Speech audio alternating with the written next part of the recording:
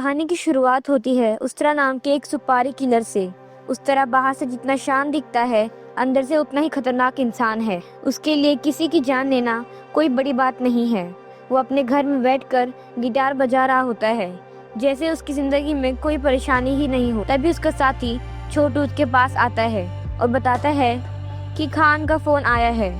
खान एक intelligence officer है जिसने कई साल पहले उस्तरा की जान बचाई थी, इसीलिए उस्तरा उसके सामने कभी पूरी तरह मना नहीं कर पाता। खान उसे तुरंत मिलने के लिए बुलाता है। उस्तरा पहले जाने से बचने की कोशिश करता है, लेकिन खान उसे याद दिलाता है कि उसने उसकी जान बचाई थी और अब उसे उसका काम करना ही पड़ेगा। फोन काटते ही उस्तरा को बहुत गुस्सा आ जाता है।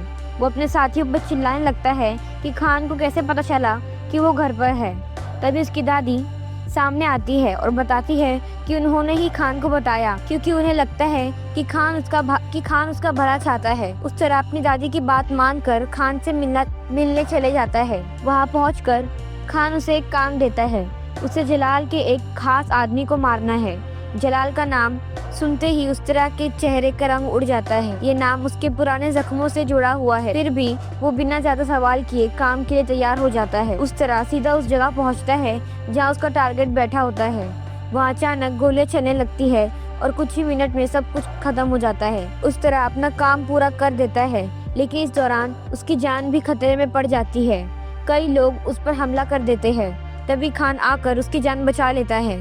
इसके बाद उस्तरा चुपचाप वहाँ से वापस लौट जाता है। जो साफ नजर आता है उसका नाम अफसा है। वो उस्तरा के पास आती है और उसे एक आदमी को मारने की सुपारी देती है।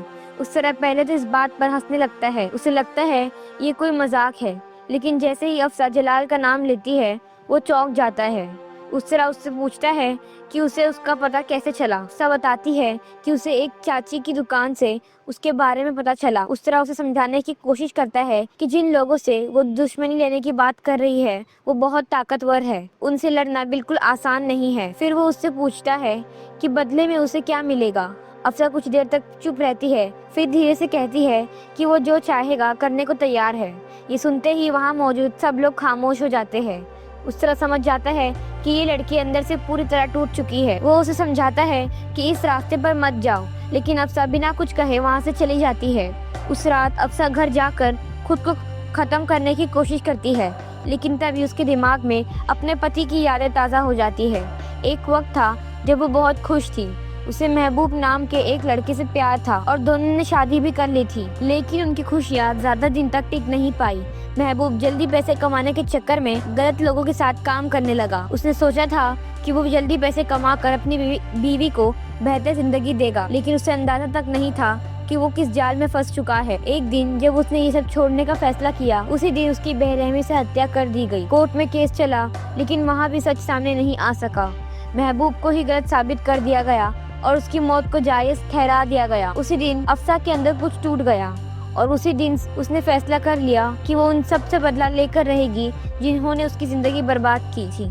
बदला, लेकिन सवाल ये था कि क्या वो अकेले इतना बड़ा बदला ले पाएगी और क्या उस तरह उसकी मदद करेगा, या फिर ये रास्ता दोनों की जिंदगी को बर्बादी की तरफ ले जाएगा। यहीं से इस कहानी की असली शुरुआत होती है। अफसा के जाने के बाद भी उस तरह के दिमाग में उसकी बातें घूमती रहती है। वो ऊपर से चाहे कितना भी कठोर क्यों ना दिखे, लेकिन अंदर ही अंदर समझ चुका होता है कि उस लड़की के दिल में इतना गहरा दर्द छुपा है।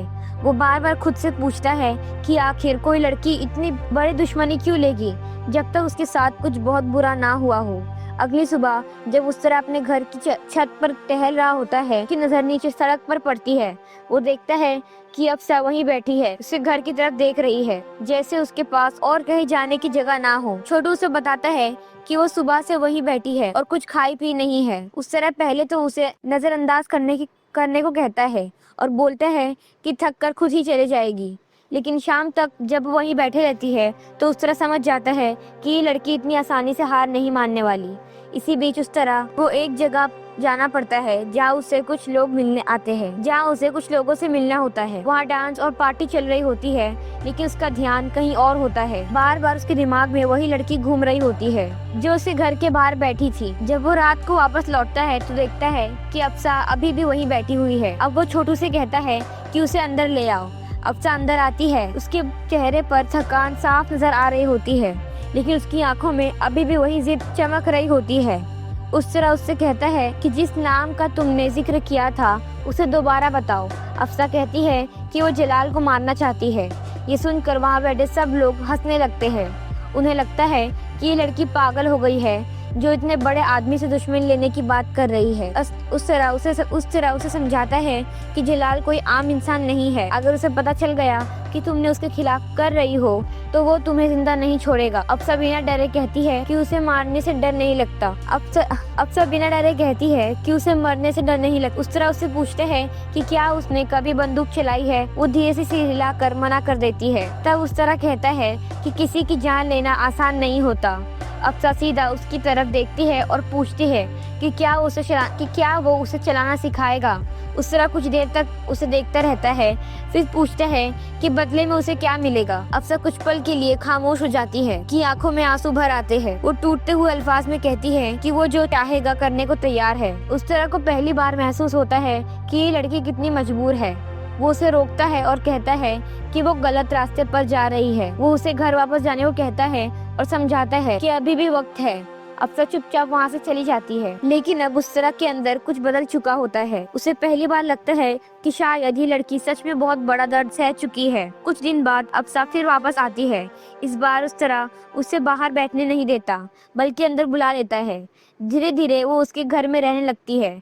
शुरू में सब लोग उसे अजीब नजरों से देखते हैं, लेकिन उस तरह उसे रहने देता है। वो उसे बंदूक पकड़ना सिखाता है, निशाना लगाना सिखाता है और ये भी बताता है कि डर को कैसे काबू में रखा जाता है। अफसा हर दिन थोड़ी थोड़ी मजबूत होती जाती है, लेकिन उसके अंदर का दर्द अभी भी वैसा का वैसा रहता है। एक दिन उस तरह उससे उसके पति के बारे में पूछता है। अफसा पहली बार खुलकर रो पड़ती है और महबूब के साथ जो कुछ हुआ सब बता देती है। कैसे जलाल और उसके आदमियों ने उसे मार डाला। अफसा की आवाज कांपने लगती है।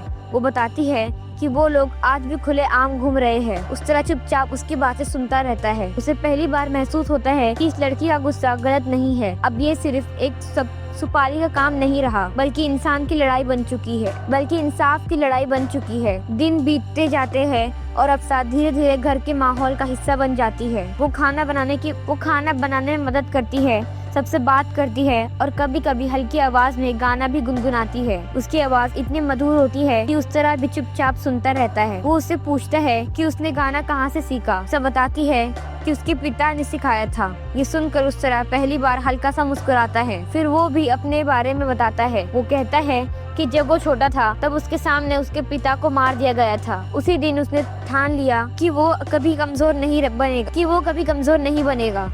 उस दिन के बाद उसकी जिंदगी पूरी तरह बदल गई। उसने पहली बार किसी की जान ली और फिर वही रास्ता उसकी जिंदगी बन गया। तभी से लोग उसे उस तरह कहने लगे। तब उसकी बात बड़े ध्यान से सुनती है। धीरे धीरे दोनों के बीच एक अजीब सा रिश्ता बनने लगता है। ना पूरी तरह दोस्त ना ही प्यार, लेकिन एक ऐसा कनेक्शन जो सिर्फ वो दोनों समझ पाते हैं। लेकिन कहानी यही रुकने वाली नहीं। जिन लोगों से अफसा बदला लेना चाहती थी वो अब हरकत में आने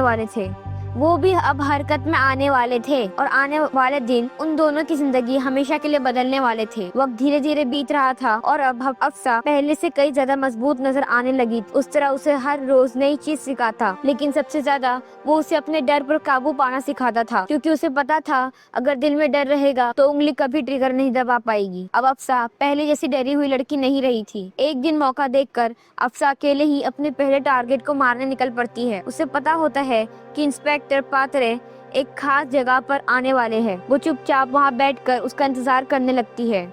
उसके हाथ में उस तरह की दी हुई बंदूक होती है और उसका दिल तेज धड़क रहा होता है। जैसे ही इंस्पेक्टर वहाँ पहुँचता है अफसा उसकी तरफ बढ़ती है। वो बंदूक निकाल कर उसे गोली मारना चाहती है, लेकिन तभी उसकी तकरार एक वेटर से हो जाती है और चाय गिर जाती है। इतने में इंस्पेक्टर वहाँ से निकल जाता है और उसका पहला मौका हाथ से निकल जाता है। अफसा घबरा जाती है। उसे लगता है शायद वो ये सब नहीं कर पाई। तभी वो देखती है कि एक आदमी टॉयलेट की तरफ जा रहा है। ये वही आदमी था जिसने कोर्ट में उसके पति को दोषी साबित किया था। अफसा उसके पीछे चली जाती है। वो बंदूक निकाल कर उसके सामने खड़ी हो जाती है, लेकिन वो आदमी चालाक होता है। वो अफसा को बातों में उलझाकर अचानक उस पर हमला कर देता है। वो उसे मारने ही वाला होता है कि तभी पीछे से उस तरह आ जाता है। तरह पल भर में उसे खत्म कर देता है। और अफसा की जान बच जाती है। अफसा कांप रही होती है, पहली बार वो इतनी करीब से मौत के सामने खड़ी हुई थी। उस तरह उसे डांटता नहीं बल्कि शांत आवाज में कहता है कि किसी की जान लेना इतना आसान नहीं होता, सिर्फ गुस्से से काम नहीं चलता, इसके लिए दिल को पत्थर बनाना पड़ता है। वो उसे अपने साथ वापस घर ले आता है। अब मामला और बड़ा हो चुका होता है। एक बड़ा वकील मारा जा चुका था और शहर में हलचल मचने लगती है। खान को भी इस बात की खबर मिल जाती है। वो उस तरह को फोन करके कहता है कि अब सब संभल कर रहना। करना होगा क्योंकि अब की नजर उस पर है। उस तरह को भी एहसास हो जाता है कि अब पीछे हटने का कोई रास्ता नहीं बचा। इसी बीच अफसा घायल हो जाती है तो उस तरह उसे अपने घर पर ही रहने देता है ताकि वो ठीक हो सके। घर के बाकी लोग भी धीरे धीरे उसे अपनाने लगते हैं। छोटू तो उसे अपनी बहन जैसा मानने लगता है। दिन बीतते जाते हैं और अफसा धीरे धीरे संभलने लगती है। अब वो घर के माहौल में घुल मिल जाती है। कभी उस तरह के साथ कैरम खेलती है और एक दिन उसे हरा भी देती है। ये देखकर सब हैरान भी होते हैं और खुश भी। उस तरह भी उसके साथ वक्त गुजारने लगता है, लेकिन उसे समझ नहीं आता कि उसके अंदर क्या बदल रहा है। वो एक ऐसा इंसान था जिसे किसी से कोई फर्क नहीं पड़ता था, लेकिन अब अगर अफसा थोड़ी देर के लिए उसे नजर ना आए तो उसे बेचैनी होने लगती है। एक रात जब सब सो रहे होते हैं, उस तरह कुछ लड़कियों को घर ले आता है। ये उसकी पुरानी जिंदगी का हिस्सा था, लेकिन उस रात जब अफसा उनकी आवाज सुनती है तो वो सो नहीं पाती। वो बाहर आकर बैठ जाती है और धीरे धीरे गाना गुनगुनाने लगती है। उसकी आवाज सुनकर उस तरह नीचे आ जाता है। वो उससे पूछता है कि वो इतना अच्छा कैसे गा लेती है। अफसा बताती है कि संगीत ही उसकी जिंदगी, क्योंकि बचपन से उसने वही सीखा था। उस तरह उसकी बातें खामोशी से सुनता रहता है। अब दोनों के बीच एक गहरा जुड़ाव बन चुका होता है। दोनों एक दूसरे के दर्द को समझने लगते हैं। इसी दौरान उस तरह को खान का फोन आता है। खान बताता है कि जल्द ही एक बड़ा ड्रग्स का सौदा होने वाला है और उसे वहां जाना होगा। उस तरह तैयार होता है। छोटू मजाक में कहता है कि काम खत्म होने के बाद सब लोग कहीं बाहर घूमने चलेंगे। उस तरह अफसा से भी पूछता है कि क्या वो उनके साथ चलना चाहेगी। अफसा कुछ पल सोचती है, फिर धीरे से मना कर देती है। वो कहती है कि अब वो यहाँ से वापस जाना चाहती है। उस तरह हैरान हो जाता है और पूछता है कि अचानक क्या बदल गया। अफसा कहती है कि शायद वो इस रास्ते के लिए बनी ही नहीं है। वो किसी की जान नहीं ले सकती। उस तरह उसे समझाता है कि अगर वो अपनी हद पार नहीं करेगी तो कभी बदला नहीं ले पाएगी। वो उसे उसके पति की आखिरी रात याद दिलाता है, कैसे उसे धोखे से मार दिया गया था। ये सुनकर अफसा के अंदर फिर से वही आग भड़क उठती है। इस बार वो फैसला कर लेती है कि अब पीछे नहीं हटेगी। वो उस तरह के साथ जाने के लिए हाँ कर देती है, लेकिन उसे अंदाजा नहीं होता कि आगे जो होने वाला है वो सिर्फ बदले की लड़ाई नहीं, बल्कि उनकी जिंदगी का सबसे खतरनाक शुरुआत होगी। अब कहानी यहाँ से और भी खतरनाक मोड़ लेने लगती है। उस तरह और उसके साथी एक बड़े मिशन के लिए निकल पड़ते हैं, जहाँ उन्हें जलाल के लोगों के खिलाफ काम करना होता है। रास्ते में सब कुछ शांत नजर आता है, लेकिन खतरा हर पल उनके आसपास मंडरा रहा होता है। जैसे ही वो लोग अपने रास्ते पर आगे बढ़ रहे होते हैं, अचानक उन पर हमला हो जाता है। जलाल के लोगों को शायद पहले ही खबर मिल चुकी होती है। चारों तरफ गोलियां चलने लगती है। उस तरह के कई साथी घायल हो जाते हैं और कुछ वहीं मर जाते हैं। अफसा पहली बार इतनी बड़ी फायरिंग देख रही होती है। उसका दिल बहुत तेज धड़क रहा होता है, लेकिन वो खुद को संभालने की कोशिश करती है। उस तरह उसे छुपने को कहता है और खुद सामने से लड़ने लगता है। इसी बीच कुछ लोग उस तरह को पकड़ लेते हैं। उसे बांध दिया जाता है और जलाल तक खबर पहुंचाई जाती है कि उनका दुश्मन आखिरकार उनके हाथ लग गया है। जलाल काफी वक्त से इसी पल का इंतजार कर रहा होता है। वो गुस्से में कहता है कि आज वो उस तरह को ऐसी मौत देगा जो कोई भूल नहीं पाएगा। लेकिन दूसरी तरफ अफसा हार नहीं मानती। वो छुपते छुपाते वहां तक पहुंच जाती है जहां उस तरह को रखा गया होता है। हिम्मत जुटाकर वो फायरिंग करती है और किसी तरह उस तरह को छुड़ा लेती है। दोनों मुश्किल से वहां से बचकर निकलते हैं। इस लड़ाई में उस तरह के कई साथी जान गंवा चुके होते हैं। ये देखकर अफसा को बहुत बुरा लगता है। उसे महसूस होता है कि उसकी वजह से इतने लोग मारे गए। साथ ही उसे ये भी एहसास होने लगता है कि वो उस तरह के और करीब आ चुकी है। वो उससे दूर रहना चाहती है क्योंकि उसे डर है कहीं उसकी वजह से उस तरह की जान भी खतरे में ना पड़ जाए। एक रात जब सब सो रहे होते हैं, अफ्सा चुपचाप बिना किसी को बताए वहाँ से निकल जाती है। सुबह जब उस तरह उठकर देखता है कि अफ्सा घर पर नहीं है तो वो बेचैन हो उठता है। वो छोटू से पूछता है लेकिन किसी को कुछ पता नहीं होता। उस तरह हर जगह उसे ढूंढने लगता है। दूसरी तरफ अफ्सा एक बड़ा फैसला कर चुकी होती है।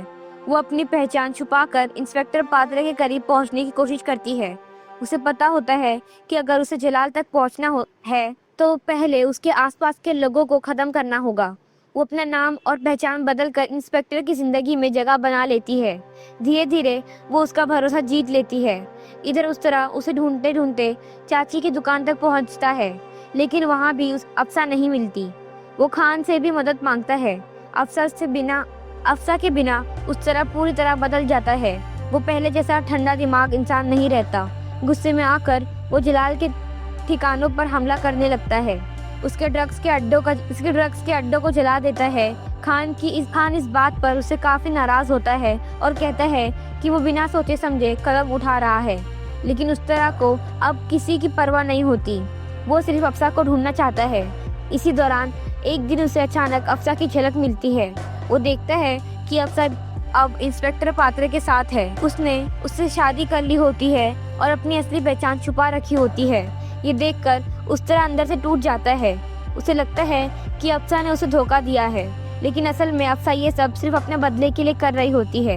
वो जलाल तक पहुंचने के लिए इंस्पेक्टर के करीब आई होती है।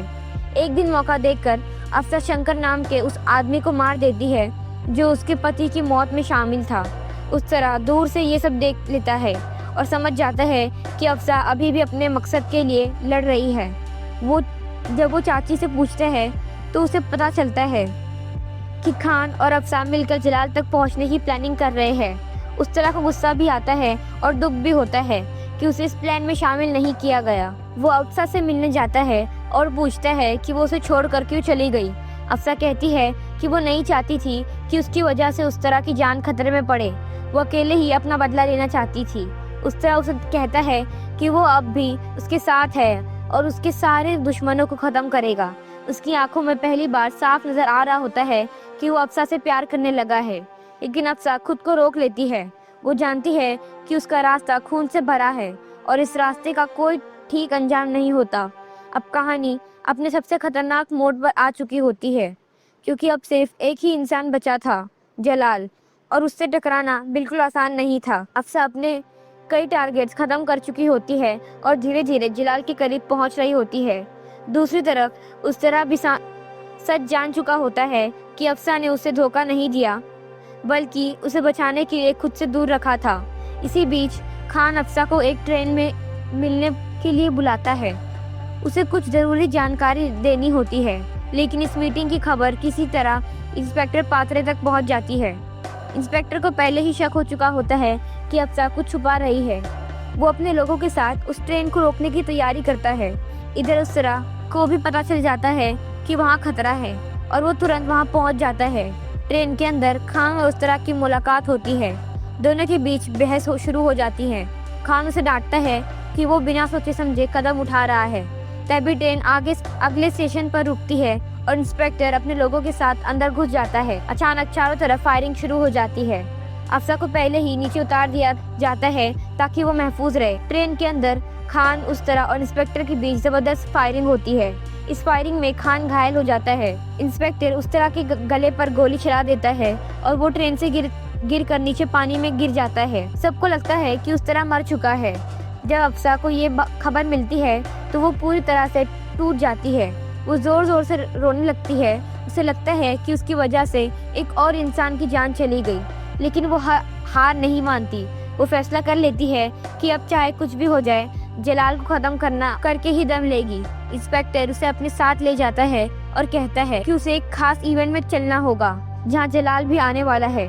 उधर जलाल को भी अब सब सच पता चल चुका होता है। उसे मालूम हो जाता है कि अफ्सा उसके खिलाफ साजिश कर रही थी। इवेंट में जब सब लोग जमा होते हैं, अफ्सा मौका देखकर जलाल पर हमला करने की कोशिश करती है, लेकिन इस बार वो पकड़ी जाती है। जलाल उसके सामने खड़ा मुस्कुरा रहा होता है। उसे पहले से सब पता होता है। इंस्पेक्टर भी वहीं मौजूद होता है। वो जलाल से कहता है कि अफसा को वहीं ख़त्म कर दिया जाए, लेकिन जलाल उसे कहता है कि वो खुद गोली चलाएगा। इंस्पेक्टर अफसा की तरफ देखता है, लेकिन वो उसे मार नहीं पाता। शायद कहीं ना कहीं उसके दिल में कुछ बदल चुका होता है। इसी पल अफसा मौका पाकर इंस्पेक्टर को मार देती है। जलाल गुस्से से भर उठता है और अफसा को कैद कर लेता है। वो कहता है कि अब वो उस तरह का इंतजार करेगा।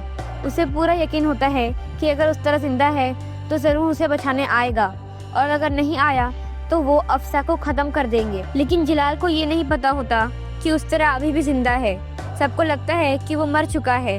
ट्रेन से गिरने के बाद उसका कोई पता नहीं चला, लेकिन हकीकत कुछ और होती है। उस तरह बच जाता है। वो बुरी तरह घायल हो जाता है। उसकी आवाज़ भी पहले जैसी नहीं रहती, लेकिन उसकी सांसें चल रही होती है। अब उसके अंदर सिर्फ एक ही चीज़ बची होती है, अफसा को बचाना। जैसे ही उसे पता चलता है कि अफसा को जलाल ने कैद कर लिया है, वो बिना वक्त गवाए अकेला ही निकल पड़ता है। उसे मालूम होता है कि ये लड़ाई आसान नहीं होगी, लेकिन अब उसके पास खोने के लिए कुछ भी नहीं होगा। लेकिन अब उसके पास खोने के लिए कुछ नहीं बचता। उधर जलाल अपने महल जैसे घर में बैठा होता है। उसके चेहरे पर गुस्सा भी होता है और दर्द भी। वो अपनी बीवी राबिया से बात करता है। राबिया दीवार पर एक नीला चांद बना रही होती है। वो बार बार अपने बच्चों का जिक्र करती है। जलाल ये सब सुनकर बेचैन हो जाता है। उसके अंदर भी गहरा दर्द छुपा होता है।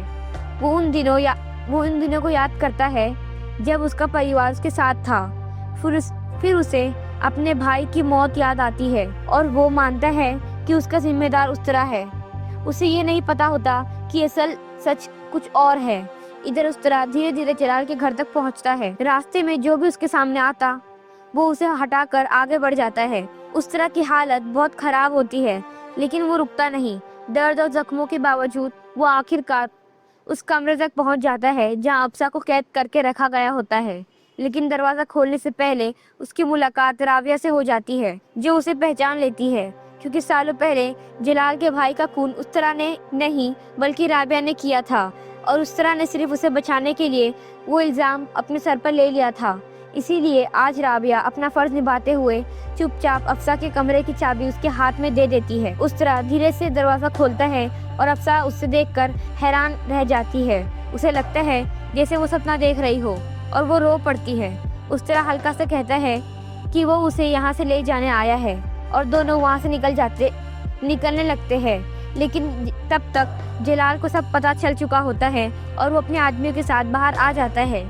जब उसे पता चलता है कि राबिया ने ही उस तरह की मदद की है, तो वो गुस्से में अपना आपा खो देता है और उसे सबके सामने मार देता है। ये देखकर अफसा कांप उठती है और उस तरह के अंदर भी आग भड़क उठती है। जलाल फिर उस मैदान में जाकर खड़ा हो जाता है जहाँ कभी बेल से लड़ाई होती थी, और कहता है कि ये उसकी जिंदगी की आखिर लड़ाई होगी।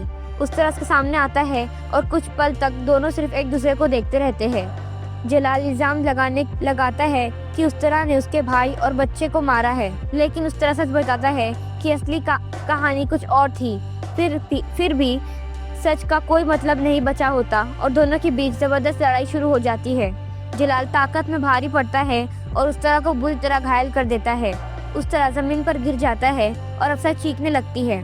एक पल के लिए लगता है सब कुछ खत्म हो गया, लेकिन फिर उस तरह धीरे से उठता है। उसकी आंखों में अब डर नहीं, सिर्फ फैसला होता है।